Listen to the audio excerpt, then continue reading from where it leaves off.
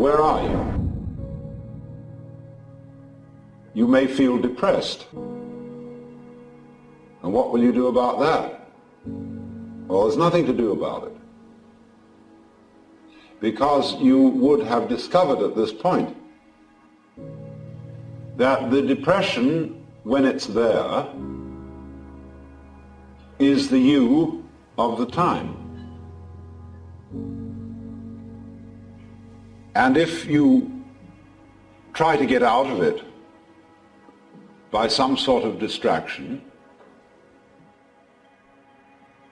you won't really do anything except cover up the dirt with white paint. So if you feel let down, meaningless, somewhat depressed by this whole thing, and you see at the same time you can't do anything about it, what happens? Why, you're simply watching what's happening.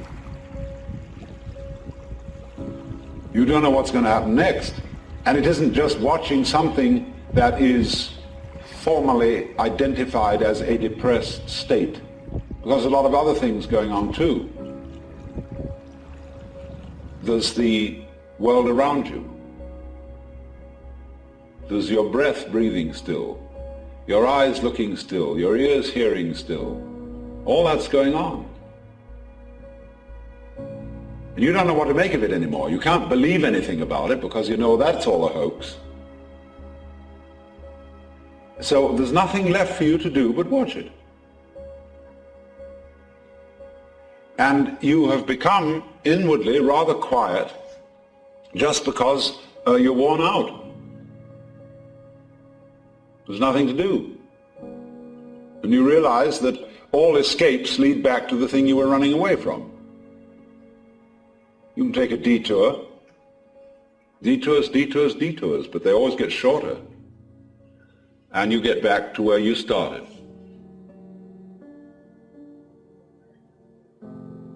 So when this sort of defeat of all enterprises and ideals and aspirations occurs,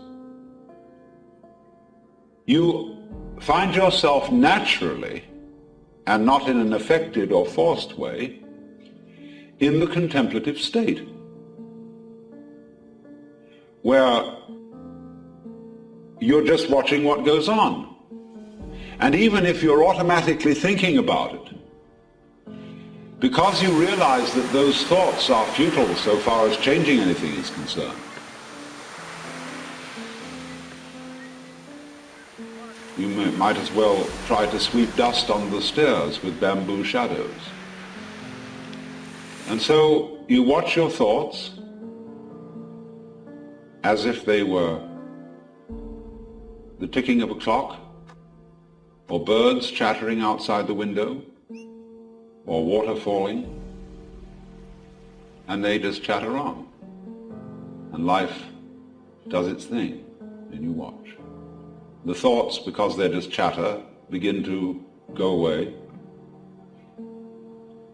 and the past has disappeared, because you know it's just memory. The future has disappeared because it hasn't happened. Never does, you know, tomorrow never comes. There is no tomorrow.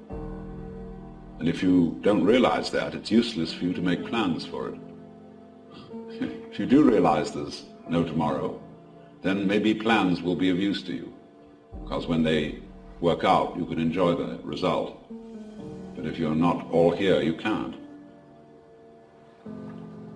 So tomorrow can only be handled by those who don't take it seriously. So there you are. Now, if you've read the literature, which many of you have, of mysticism and yoga, Buddhism, Vedanta, so forth, you know it's said again and again and again that this kind of vision, this way of seeing, is always dependent upon transcending your ego. in one way or another, giving up. Well, here you are. You've given up. Only you are not able to pride yourself on having achieved a great achievement. And this is the snare for all people who go into these spiritual disciplines. They make a project of getting rid of their ego. And they're terribly proud of it. They come home and brag about how much they suffered, how long they sat, and how their legs hurt so much. They're absolute bores. And this spiritual braggery is nothing more than blowing up and inflating the ego to a colossal degree, because the ego is undertaking the actually impossible but seemingly incredibly difficult task of getting rid of itself. So when you run into this kind of thing, don't be beguiled. All those disciplines to get rid of your ego have as their underlying design to persuade you that it can't be done. Not in a merely theoretical kind of persuasion, but so that you actually realize that you can no more get rid of your ego than you can put out fire with fire. It is precisely, you see, the ambition of the ego to be egoless. When you find a person who is what you might call frankly egotistic, makes no bones about it, he will be less egotistic, actually, than people who are very self-effacing. That's a curious thing. People, for example, who speak very frankly and tell the truth and come right out and say whether they like you or whether they don't, whether they want you around or whether they don't. And you say, well, can I stay overnight? And they say, sorry, but I'm tired and I don't want anybody around. You think, well, is that selfish? But that kind of selfishness is not really selfish, because with a person like that, you always know where you are. Nobody likes to impose on anyone else, and you can't impose on that kind of person. That makes for a very comfortable relationship. So you owe it to other people to be as egotistic as you are.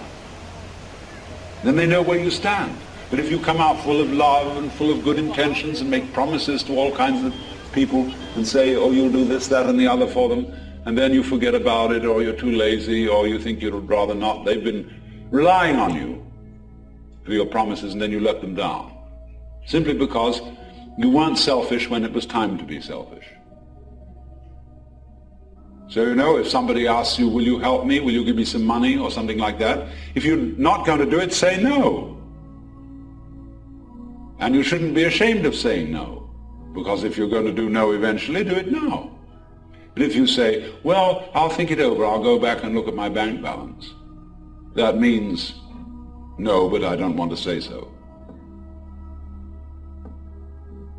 And people are always fouling each other up that way. So it's very important to be as egotistic as you are, because the ambition to be less egotistic than you are is a form, a very insidious form of egotism. And there is nothing more reprehensible than the ambition to be a saint.